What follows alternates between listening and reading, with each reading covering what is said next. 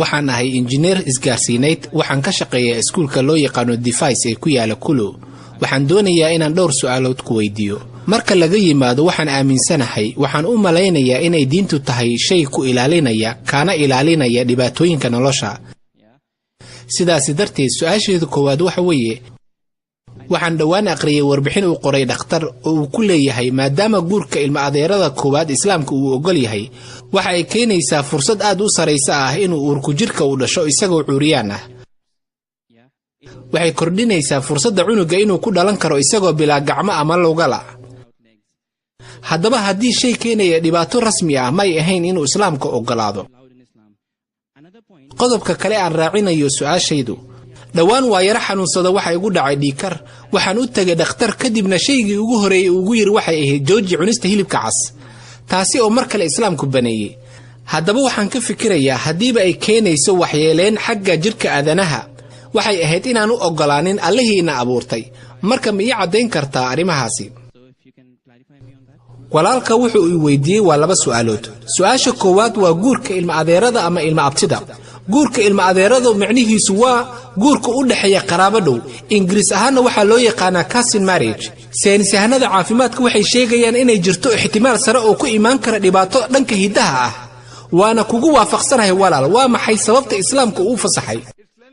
islaamka quraanku wuxuu ku sheegayaa suurada an-nisaa ee suurada 4 aayada 22 ilaa 24 gabadha aad guursan karto iyo mid aadan guursan karin aayada dhexdooda waxa si cad loogu qeexay inaad guursan karin walaasha gabadhana aysan guursan karin walaalkeed ha ahaado aabaheed dhalay ama hooyadii dhashayba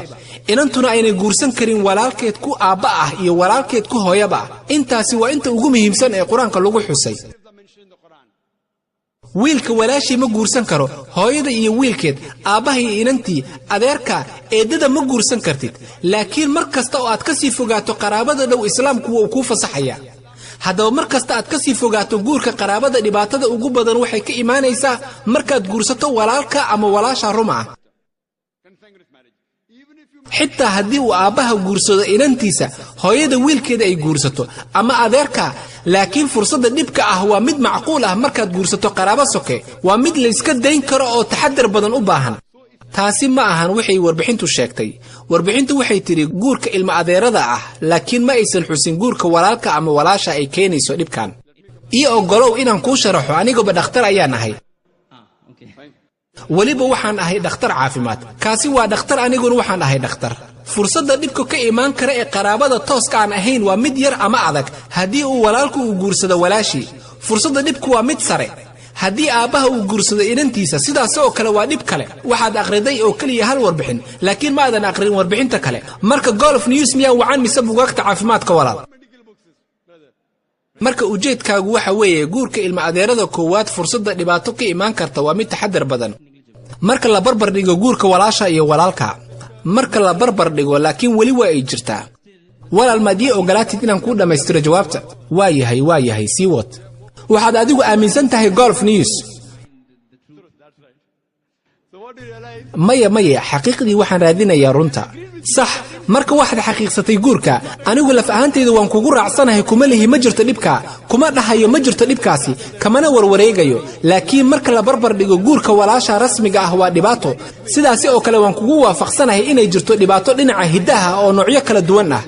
laakiin warbixintu waa marka la joogteeyo guurka noocaasi oo fac ka fac ah sidaas oo kale suubanahayni wuxuu yiri ha guursanina ilma adeerada fac ka fac haddii aad mar guursateen ama laba jeerba dhib kuma jiro laakiin xitaa haddaadan guursanin qaraabadaada dhibkan wuu imaan karaa walaal ma la socotaa ha marka macnaheedu ma ahan inaad joojiso guurka haddaba waxaa jirta miya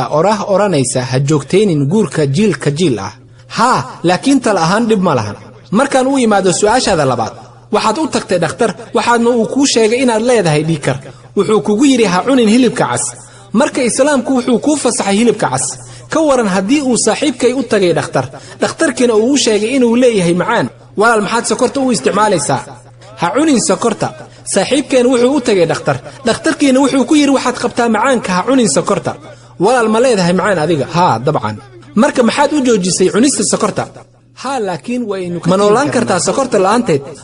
kartaa sokorta la'aanteed xitaa haddii ay tahay sokorta qudaarta walaal wax ma baratay adiga ha ma sha Allah dhibka waxa weeye qofkaasi ayaa ka xanuunsanaya dhanka beeryaraha beeryaruhu wuxuu leeyahay unugyo loo yaqaano insulate lingers kuwaasi oo burburiya sonkorta maxaa yeelay saaxiibkay dhibku wuxuu ka haystaa beeryaraha taa macnaheedu waxa weeye beeryaruhu ma burburin karo sonkorta sidaas darteed dhakhtarku wuxuu kugu oranayaa ha cunin hilibka cas sax quraanku wuxuu ku leeyahay quraanka si cad wuxuu ku leeyahay cuna wixii xalaal idiin ah oo nafihiina u wacan muxuu ku leeyahay quraanku cuna wixii xalaal idiin ah oo nafihiina u wanaagsan marka qofku uu hayo macaanka ama sonkortu sidaas ayuu quraanka kula taliyay inuu sonkorta ka fogaado si cad ayuu quraanka lagugu yiri cuna wixii xalaal idiin ah oo u wanaagsan nafihiina taa macnaheedu waxa weeye adiga wixii ku xun dadka kale ay u wacan yihiin laakiin waxa jirta wax guud ahaan dadka dhibaya waa qamrada waxay u xun tahay qof kasta waana laga mamnuucay cid kasta sidaas oo kale hilibka doofaarka waa laga mamnuucay qof waliba waana wax cid kasta u xun habdhiskooda metaboliga ah marka waxa adiga kaliya ku dhibaya miyay dadka dhan ka soomayaan walaal waxaan rajaynayaa inaad hesho jawaabtii